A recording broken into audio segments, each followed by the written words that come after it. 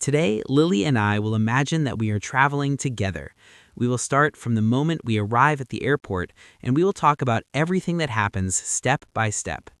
We will also share some funny and embarrassing travel stories, because honestly, everyone has at least one embarrassing story from an airport.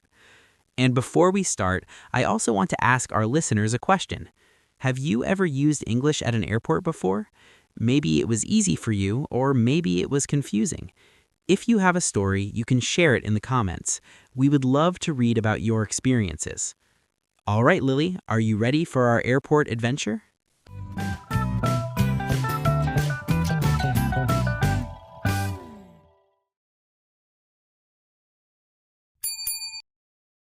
Welcome back to our English Learning Podcast. We are very happy that you are here with us today. If this is your first time listening, let me introduce ourselves.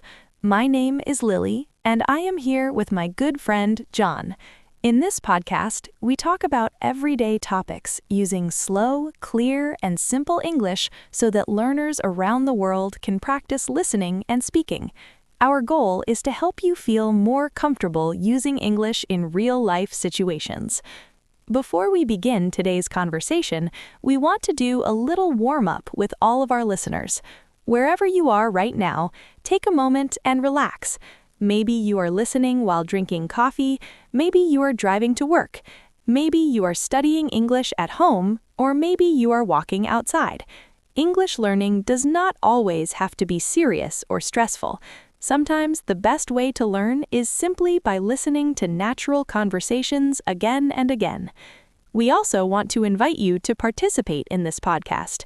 If you are listening on YouTube or any platform that allows comments, please write a comment and tell us where you are listening from. We love seeing messages from listeners around the world. Every time we upload a new episode, we see comments from many different countries, and it makes us very happy. Maybe today we have listeners from the United States, Canada, Brazil, Mexico, Germany, France, Spain, Japan, Korea, Thailand, Vietnam, India, Indonesia, or maybe somewhere else in the world. No matter where you are from, you are welcome here. John, how are you feeling today? Hello, everyone, and hello, Lily. I am feeling great today, and I am also very excited about today's topic. Today, we are going to talk about something that many people experience when they travel internationally. Our topic is using English at the airport.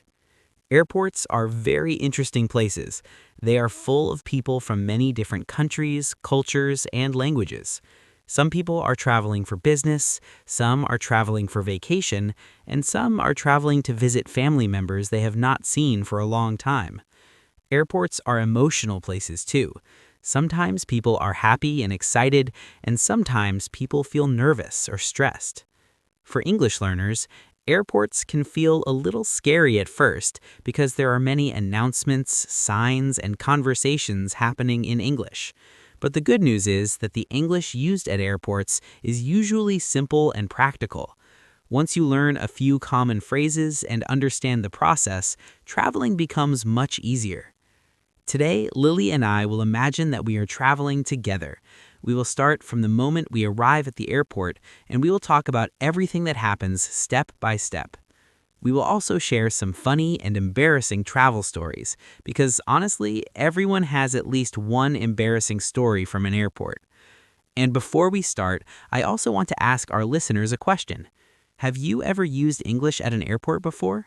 Maybe it was easy for you, or maybe it was confusing. If you have a story, you can share it in the comments. We would love to read about your experiences. All right, Lily, are you ready for our airport adventure? Yes, I am ready. Let's imagine that we are arriving at a big international airport.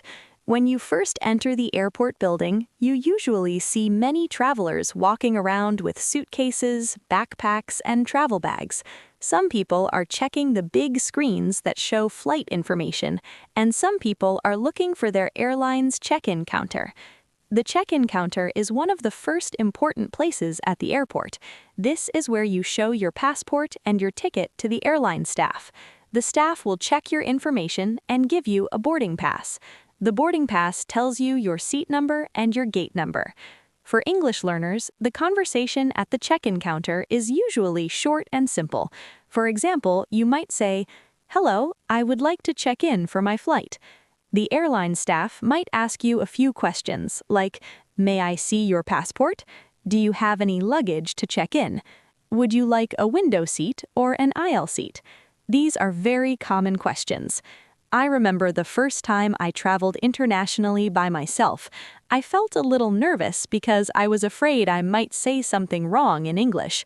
While I was waiting in line at the check-in counter, I practiced my sentence many times in my head. When it was finally my turn, I smiled and said, "Hello, I would like to check in." The staff member smiled back and helped me very kindly. After that moment, I felt much more confident.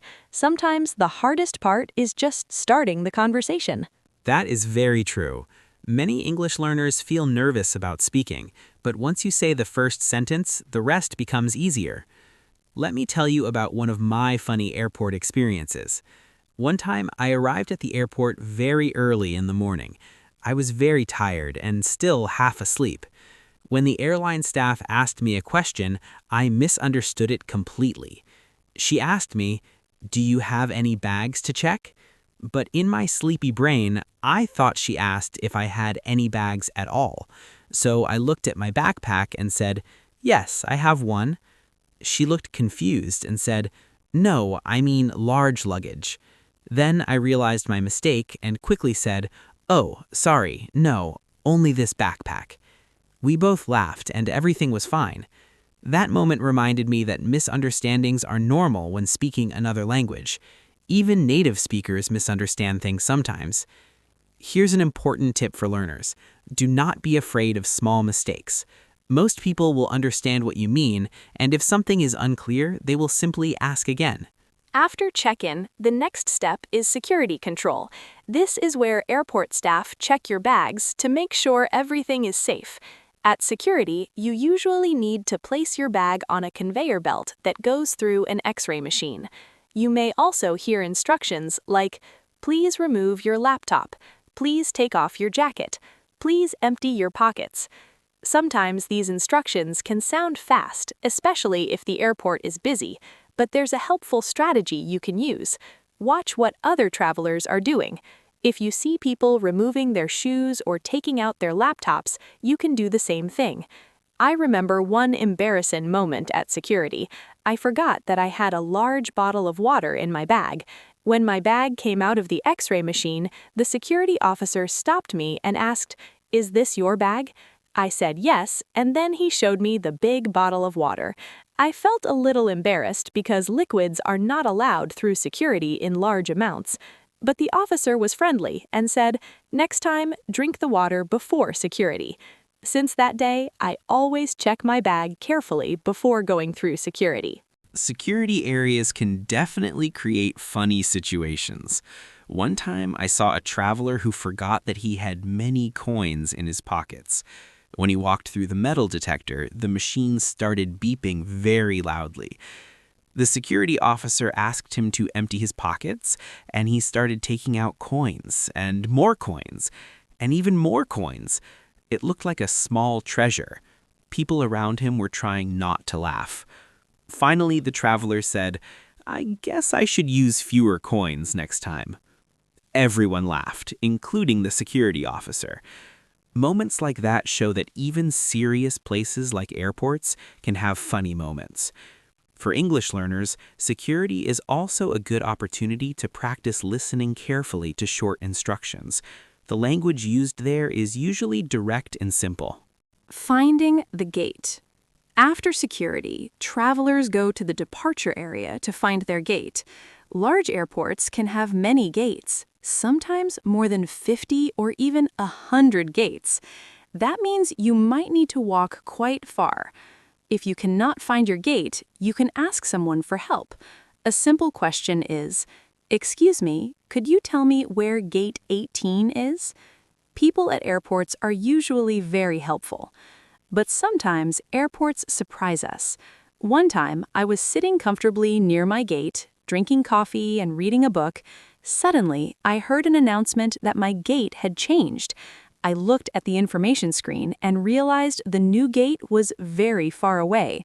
I had to walk quickly across the terminal with my suitcase. Travel can sometimes feel like a small adventure. Yes, and sometimes it feels like exercise too because airports are so big. I once saw a traveler who was relaxing and watching videos on his phone. Suddenly, he looked at the screen and realized his gate had changed to another terminal. He jumped up and started running through the airport like he was in a race. I hope he caught his flight, but it definitely looked stressful. For English learners, here is an important tip.